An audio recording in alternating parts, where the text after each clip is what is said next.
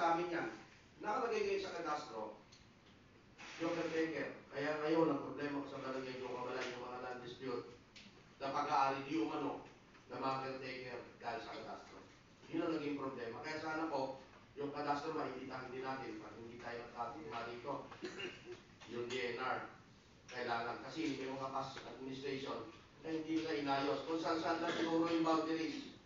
Dito yung Olgabalan, dito yung Olgabalan, dito yung Olgabalan. Paano naman kami? At, alalahanin natin, yung general welfare na nangyayari sa amin lahat ay nangyayari sa barangay Olgabalan. Unang-una, pag may mga sulok, ang takbo, barangay Olgabalan. Pag ayuda, barangay Olgabalan. Pag emergency response unit, barangay Olgabalan. Pag mayroong mga responde, mga gulo, away, suntukan, barilan, lahat yan, barangay Olgabalan. Lahat, doon sa amin. Ang kagwiro ng Olgabalan, siyempre, wala naman silang daan papunta para sa kanila. Tandaan natin. Pag gusto, maraming paraan. Opo? Pag gusto, maraming paraan. Pwede naman gawin. Ang dito ang ating punong Luzon, ang ating mayor, ang engineering, ang city planning, hindi kayo mag-request ng daan papunta para sa inyo. Para sa ganon, yung sinasabi nyo, na pag-aaral nyo yun, wala magiging problema, magkahati-hati tayo. Tama rin sinabi ni Vice, hindi ko hangat yung malaking lugar.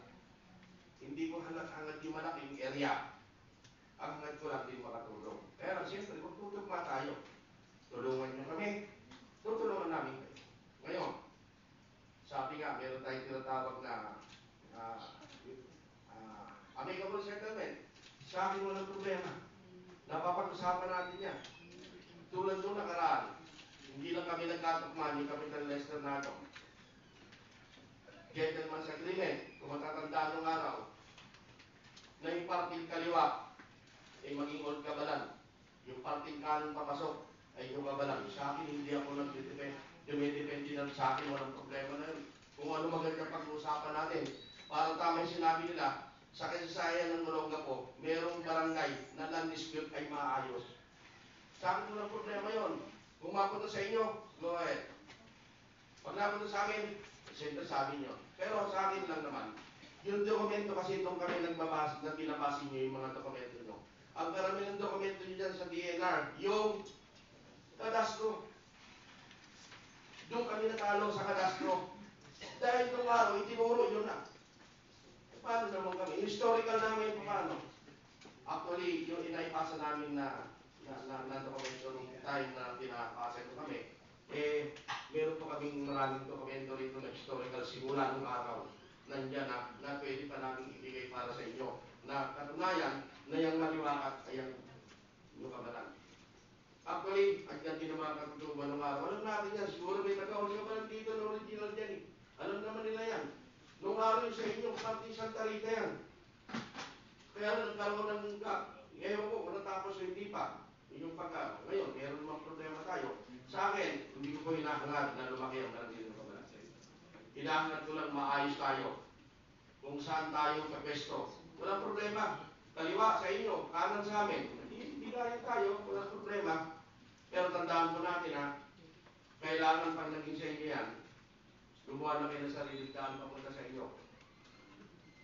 Siyempre sa inyo na yan. Pag nasabi na sa inyo na yan, siyempre gagawa na kayo ng programa nyo para sa inyo.